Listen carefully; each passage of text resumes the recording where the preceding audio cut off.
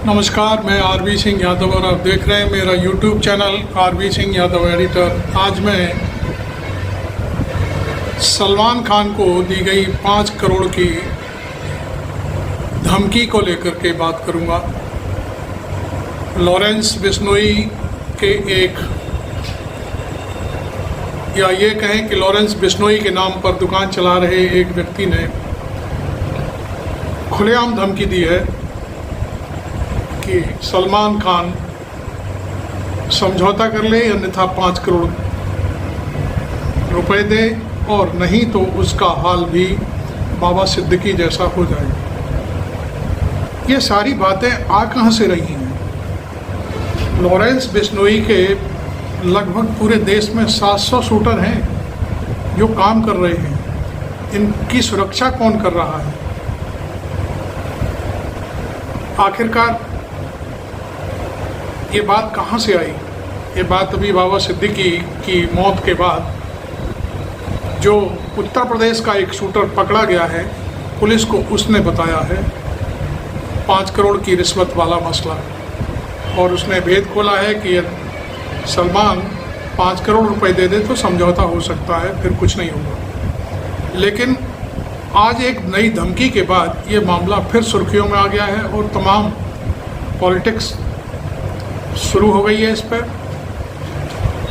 संजय राउत जो शिवसेना के प्रवक्ता हैं और सामना के संपादक भी हैं, उन्होंने तो साफ शब्दों में कह दिया कि भाई मध्य प्रदेश में मोहन यादव और उत्तर प्रदेश में योगी आदित्यनाथ दनादन अपराधियों के इनकाउंटर करा रहे हैं। क्या गुजरात पुलिस में इतनी हिम्मत नहीं है कि वो बिश्नोई का इनकाउंटर कर दे? नहीं कर सकती, क्योंकि उसके पीछे कोई बड़ी ताकत छिपी हुई है, जिस ताकत के जरिए वो इतने शूटर पाले हुए हैं, पूरा गैंग चला रहा है। और मुंबई जैसी जो आर्थिक नगरी है, उसके बिजनेस को या उसके व्यापार को कहना चाहिए पहले की तरह, जैसे वो अंडरवर्ल्ड चलाया करते थे, जगह जगह विस्फोट कराया करते थे, लोगों को मरवाया करते थे, इस तरह का काम कराने की साजिश हो रही है। अब ये साजिश कर कौन रहा है?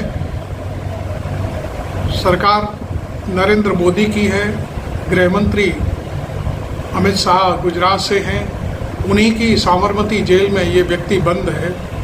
आखिरकार पता क्यों नहीं करवाते?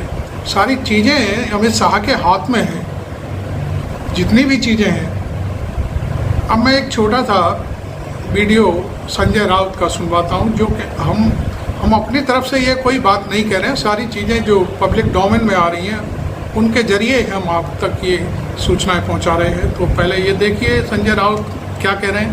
लंबे समय से चल रही दुश्मनी को खत्म करने के लिए 5 करोड़ रुपए की मांग की गई। बाबा सिद्दीकी से भी बुरा हाल करने की धमकी। अभी आपने TV9 पर जो ब्रेकिंग न्यूज़ चल रही थी वो हमने आपको सुनवाई, और अब हम आपको खुद नहीं, ये खबर जो है गोदी मीडिया खुद चला रहा है कि सलमान का हाल तो बाबा सिद्दीकी हैं उनसे भी बुरा हो जाएगा। तो आगे फिर अब आप देखिए, हम संजय राउत को सुनवाते हैं आपको थोड़ा सा। महात्मा जी और कोई लक्ष्य नहीं है, दोस्तों सच नहीं है। तो आप बाबा सिद्दीकी के ऊपर जिसने गोली चलाई, उनके जो सूत्रधार है उनके ऊपर इनकाउंटर कर दीजिए। अगर आप में हिम्मत है, आप सचमुच मर्द है महाराष्ट्र का, तो दिखाइए। बार गैंग वॉर अंडरवर्ल्ड की ताकत बढ़ सकती है जब से सरकार आई है, क्योंकि सरकार के पीछे भी अंडरवर्ल्ड की ताकत है और अंडरवर्ल्ड गुजरात से चल रहा है। अब सवाल उठता है कि लॉरेंस बिश्नोई के अंदर इतनी ताकत कहाँ से आ गई? पहली बात तो यह है कि वो पहले पंजाब की जेल में था, उसे गुजरात की साबरमती जेल लाया गया, और वहाँ ऐसा कौन व्यक्ति है जो उसे फ़ोन की सेवाएं उपलब्ध करा रहा है?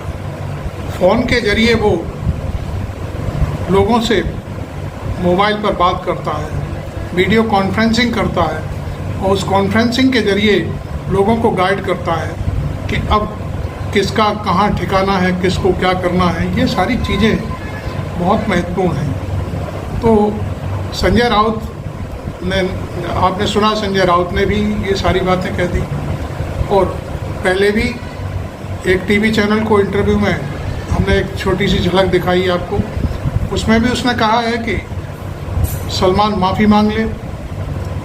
लेकिन आज एक टीवी चैनल पर सलमान के पिता सलीम खान आए और उन्होंने बहुत सारी परतें उघाड़ करके रख दी, बड़ा भावुक हो गए और तमाम चीज़ें थी। उन्होंने अपने परिवार के बारे में, खुद के बारे में, सलमान के बारे में बहुत सारी बातें कही।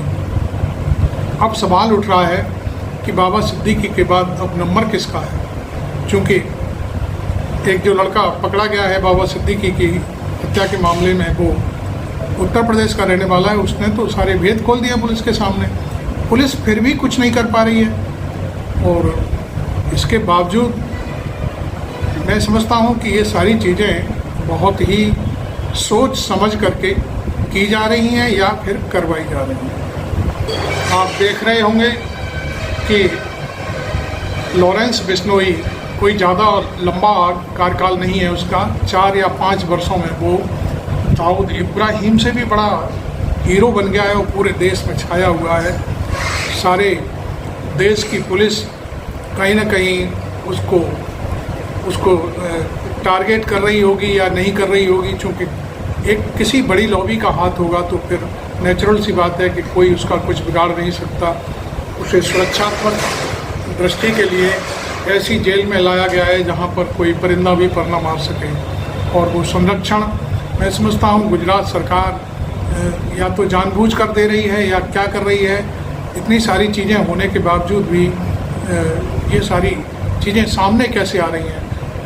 आपको मालूम है कि इस धमकी के बाद पूरा अंडरवर्ल्ड जैसी स्थिति पैदा होने के बाद जो फिल्मी दुनिया है उसके बड़े बड़े कारोबारी हैं, अभिनेता हैं, अभिनेत्रियां हैं, उनकी चूल्हें हिल गई हैं। उनको लग रहा है कि जब सलमान जैसे व्यक्ति को धमकी दी जा रही है तो वो तो किसी भी खेत की मूली नहीं है। इन 4-5 सालों में उसने भारत का कोई भी ऐसा कोना नहीं है जिस राज्य में उसके शूटर ना हो। उत्तर प्रदेश का तो अभी पकड़ा ही गया है, हरियाणा में, दिल्ली में, गुजरात में, महाराष्ट्र में, यहाँ तक कि कनाडा में शूटर हैं उसके, पंजाब में शूटर हैं उसके, चंडीगढ़ में उसके शूटर हैं। 700 शूटर होना किसी गैंग में एक सेना का काम कर रहे हैं और इस सबके पीछे कौन है, वो कैसे बचा हुआ घूम रहा है। वैसे हमारे देश की पुलिस, किसी भी प्रदेश की पुलिस बहुत ही बढ़िया काम करती है और जब वह इस तरह की खोजबीन करती है तो उसकी जड़ों में जाकर के सारी खोद करके बाहर ले आती है। लेकिन लॉरेंस बिश्नोई अभी तक कैसे बचा हुआ है ये कहना बड़ा मुश्किल काम है। तो आज एक सज्जन हैं जिनका मैं वीडियो देख रहा था, लकी करके हैं, पंजाब के रिपोर्टर हैं। वो एक चैनल पर बात कर रहे थे, शायद दीपक शर्मा के साथ बात कर रहे हैं। उनकी मैं कुछ बातें आपके सामने इस वीडियो में शेयर करूंगा, तो आप देखिए लकी को वो क्या बोलते हैं लॉरेंस के बारे में। उस दिन लगभग शाम 7:15 बजे का समय था। सिद्धू मूसेवाला का मर्डर जो हुआ तकरीबन 5-5:15 के आसपास हुआ था और उस वक्त की खबरें आ रही थी, टीवी चैनल्स पे चलना शुरू हो चुका था। रिस्पॉन्सिबिलिटी किसने क्लेम नहीं की थी। तो उस वक्त मुझे मेरे व्हाट्सएप पे 2 मिस कॉल्स थे जो कि इंग्लैंड के नंबर से थे और मैं उठा नहीं पाया। I was with my wife, so coffee वगैरह ले रहे थे, so I missed those calls. Then I called back, so it was Goldy Brar, क्योंकि उससे पहले भी 2 बार गोल्डी ब्राड ने मुझे फोन किया था और 2 अलग-अलग संदर्भों में। ये तकरीबन 1-1.5 महीने की मूसेवाला की हत्या के बाद मर्डर से पहले। सो गोल्डी बरार ने इनको फोन किया। गोल्डी बरार ने उस शाम सिद्धू मूसेवाले के मर्डर के तुरंत बाद क्या राज खोला, क्या बताया आपसे? उसने तो यही बताया था कि ये मर्डर उन्होंने करवाया है और उसके बाद मैंने फिर उससे पूछा कि कारण क्या थे। उसने वजहें बताई कि उनके भाइयों के मर्डर हुए, उनके कुछ करीबी साथियों के मर्डर हुए। सिद्धू मूसेवाला के एक मैनेजर थे जिनका नाम उभरा था उस पड़ताल में, जांच में, इनफैक्ट कुछ हफ्ते पहले जब मुझे सिद्धू उसका गोल्डी ब्रांड का फोन आया था, तब उसने कहा था कि सिद्धू मूसेवाला के मर्डर है, उनके मैनेजर हैं जो शगुनप्रीत, उनका नाम आया है एक और मर्डर केस में, विक्की मिंटोखेड़ा, जो कि लॉरेंस बिश्नोई और गोल्डी ब्रांड दोनों के बहुत करीबी थे। ये मर्डर अगस्त 2021 में हुआ था और हम मई 2022 में बात कर रहे थे। 29 मई 2022 शाम 5 बजे की आपको बात कर। तो उस संदर्भ में फिर उसने कारण एक्सप्लेन किए, तकरीबन 9-10 मिनट मेरी उनसे बात हुई और उसमें उसने सारी बातें बोली, जिसके बाद फिर मैंने उस पर अपने चैनल पे एक रिपोर्ट बनाया। मैंने कोट किया गोल्डी ब्रांड को और उससे तकरीबन 20 दिन बाद फिर व्हाट्सएप पे ही मैंने उनका एक इंटरव्यू रिकॉर्ड किया, बिकॉज लोग ये कहना शुरू हो गए थे कि गोल्डी ब्रांड ने किया है, नहीं किया है, उनकी रिकॉर्डिंग सुनाइए, आइए। So it's got the point. मतलब गोल्डी बरार लॉरेंस बिश्नोई का आप कह सकते हैं छोटा शकील कह लीजिए, दाहिना हाथ कह लीजिए, या ओवरसीज मैनेजर कह लीजिए, ओवरसीज मैनेजर कह लीजिए, या आप कह सकते हैं किंग पिन कह लीजिए इस गैंग का। उसने फोन किया, रितेश लकी भाई को फोन किया, रितेश जी जो जी न्यूज और टीवी 18 में एक बड़े पत्रकार हैं पंजाब के, इनको फोन किया और इनको बताया कि ये मर्डर क्यों हुआ है, इसके पीछे कौन है, लॉरेंस बिश्नोई, ये सारी चीजें। मैं एक चीज जानना चाह रहा हूँ कि अगर इतना भीतर तक आप इस गैंग को जानते हैं, सबसे पहले आपकी निगाह पड़ी, आपकी कलम चली, मुझे जो एक चीज समझ में नहीं आ रही, मैं सलमान खान पर तो आऊंगा ही, मैं उस पर भी पूछूंगा कि कितना सीरियस थ्रेट है और सलमान खान के बाद अब नेक्स्ट टारगेट क्या है। इस समानदर खान फिर कोई खान है या कोई दत्त है, इस पर मैं आऊंगा।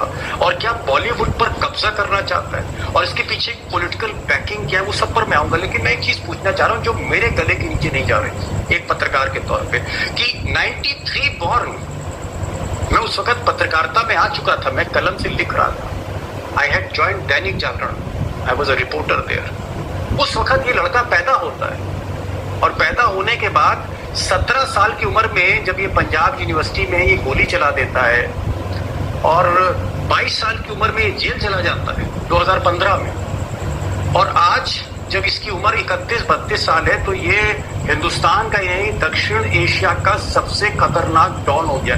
मैं ये जानना चाह रहा हूं कि जेल में रहकर, रितेश भाई जेल में रहकर, आप जेल में हैं और जेल के बाद आपका जो खौफ है बढ़ता गया और शूटर 700 से ज्यादा हो गए, असलहे ऐसे आगे जो कभी दाऊद ने भी नहीं चलाए। बड़ा सवाल है और इसका जवाब तो मुझे लगता है लॉरेंस बिश्नोई ही दे सकता है, क्योंकि जेल से, आप सही बोल रहे हैं कि जेल से, देखिए मैं हमेशा मानता हूं कि अंडरवर्ल्ड में जो भी सरगना ऑपरेट करे, और अकेला लॉरेंस बिश्नोई या गोल्डी ब्रांड गैंग नहीं, बल्कि जब हम पंजाब और हरियाणा में बैठ के बात करते हैं तो यहाँ पर ऐसे तकरीबन 4 से 5 और गैंग्स एक्टिव हैं। मैं नॉर्थ इंडिया, एनसीआर, दिल्ली की बात कर रहा हूँ, राइट, जो बराबर लेवल पे काम कर रहे थे आज से कुछ साल पहले तक। मैं कहूंगा कि सिद्धू मूसेवाला का मर्डर एक टर्निंग पॉइंट था, जिसके बाद लॉरेंस बिश्नोई गैंग का ग्राफ बढ़ा और जो और विरोधी गैंग थे, जिसमें देवेंद्र बबीहा गैंग आता था, कौशल चौधरी गैंग आता है, और कुछ गैंग्स हैं जो कि इनके राइवल गैंग्स हैं। उसमें कई ऐसे गैंग्स भी हैं जो कि थोड़ा खालिस्तानी टेंच के साथ चलते हैं। तो वो सभी गैंग्स लगातार कमजोर होते चले गए और लॉरेंस बिश्नोई मजबूत होता चला गया। अब मैं सिद्धू मूसेवाला के मर्डर को एक टर्निंग पॉइंट मानता हूँ इस गैंग की गतिविधियों के, जो जिसे हम क्वांटम लीप बोलते हैं उसमें। एंड सर्टनली इससे पहले ये गैंग लगभग 7-8 साल से ऑर्गेनाइज क्रिमिनल एक्टिविटी में था, ठीक है, अब नई लोगों को पता लग रहा था, क्योंकि लॉरेंस बिश्नोई की इनरोड जो क्राइम में हुई वो राजस्थान की जेल से शुरू होता है। जो उसके पहले 4-5 साल अगर आप देखेंगे, for a great part of his incarceration वो राजस्थान की जेल में रहता है। वो जयपुर, जोधपुर, सीकर, और अपने नाम लीजिए किसी भी जेल का, और लॉरेंस बिश्नोई में था।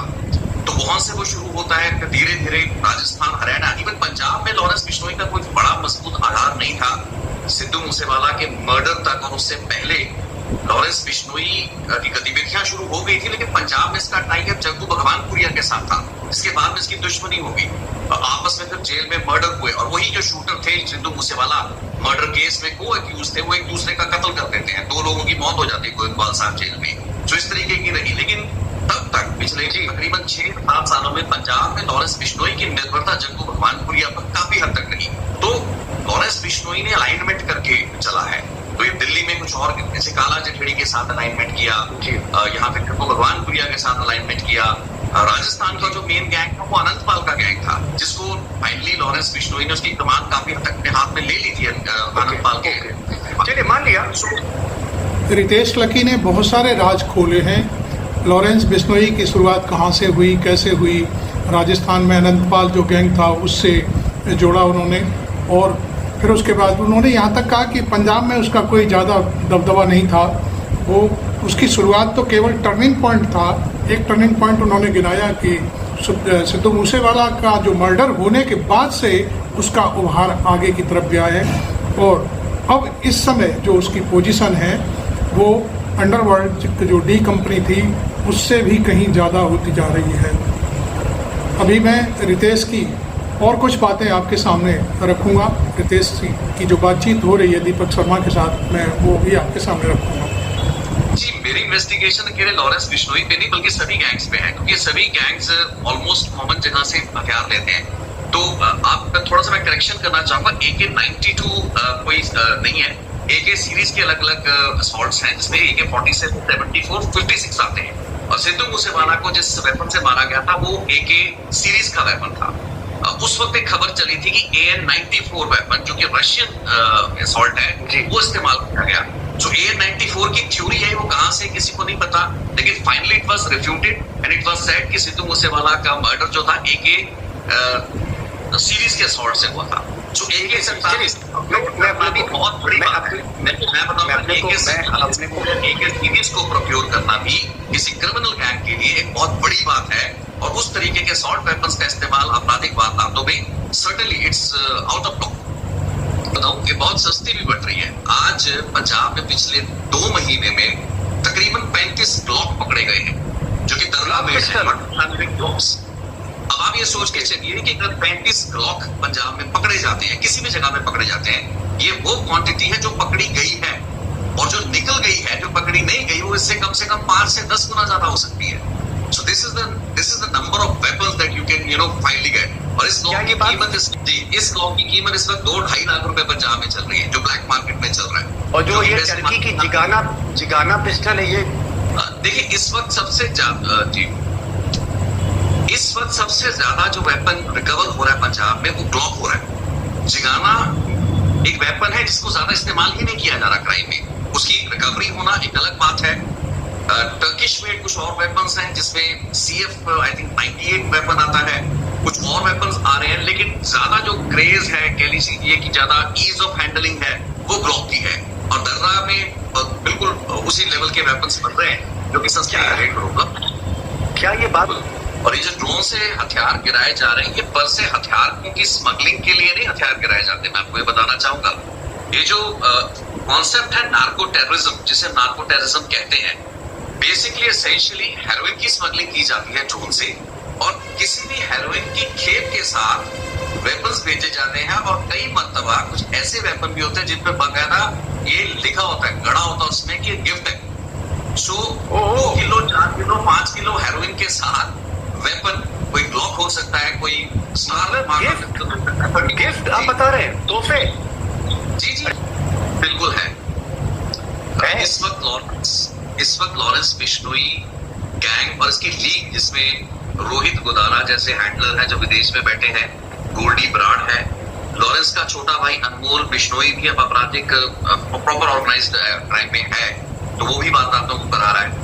और इनका जो नेटवर्क बन चुका है, जो कि सिर्फ नॉर्थ अमेरिका में नहीं है, बिकॉज दीपक जी शायद आपको नहीं पता होगा, मैं पिछले 1.25 साल कनाडा में था, और जिस दिन हरदीप निज्जर का कत्ल किया गया था उस दिन मैं वही सरी पे था। ओह माय गॉड,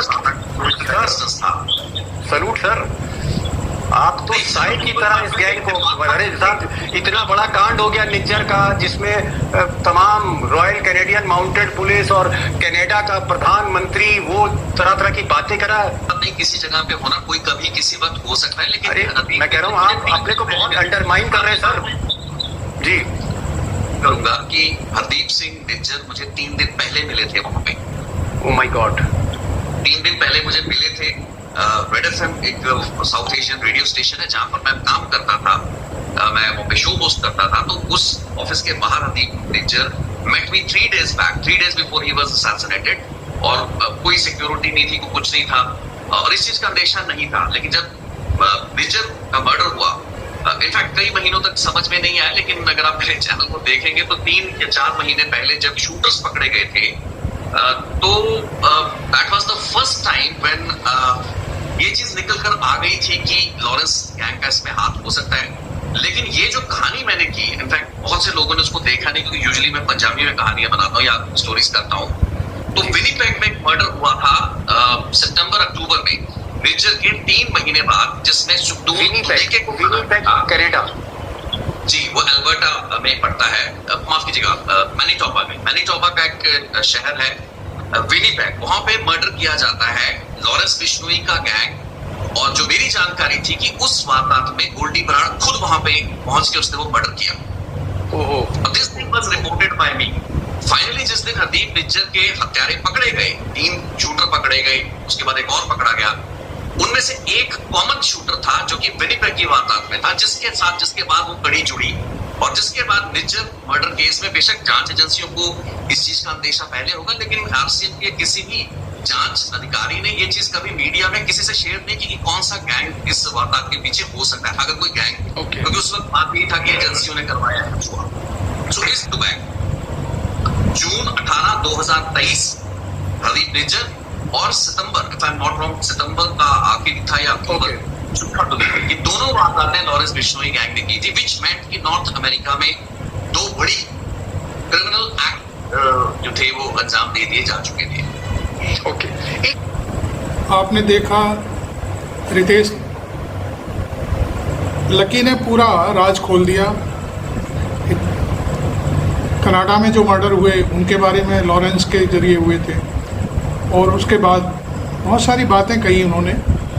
मैं समझता हूँ कि इन बातों के पीछे जो लॉरेंस बिश्नोई है उसका बढ़ता हुआ कद था, और अब शायद सलमान को जो दहशत में डाला गया है या जो धमकी दी गई है वो भी लॉरेंस से ही जुड़ी हुई है। अब ये सारी बातें क्लियर होती जा रही हैं। खैर, मैंने आपको बहुत सारी चीज़ें सुनवाई। दीपक शर्मा के जरिए जो रितेश से उनकी बातचीत हो रही थी, वो उसके ज़रिए बहुत सारी चीज़ें सामने आई हैं। अब आपने अभी तक मेरा चैनल सब्सक्राइब नहीं किया है तो ज़रूर कर लें, और इस वीडियो को यदि आपको अच्छा लग रहा हो और इसकी जानकारी आम लोगों तक पहुंचानी हो तो आप इसको शेयर भी करें और आगे बढ़ाएं। हालांकि हम किसी का या नाम नहीं ले रहे हैं, ना हम दहशत फैलाना चाहते हैं। हमारा कोई मकसद भी नहीं होता कि हम अपने वीडियो के ज़रिए किसी तरह की जो भावना है वो भड़काएं या दूसरे टाइप की कोई बात हो। Thank you very much. मैं आरबी सिंह यादव।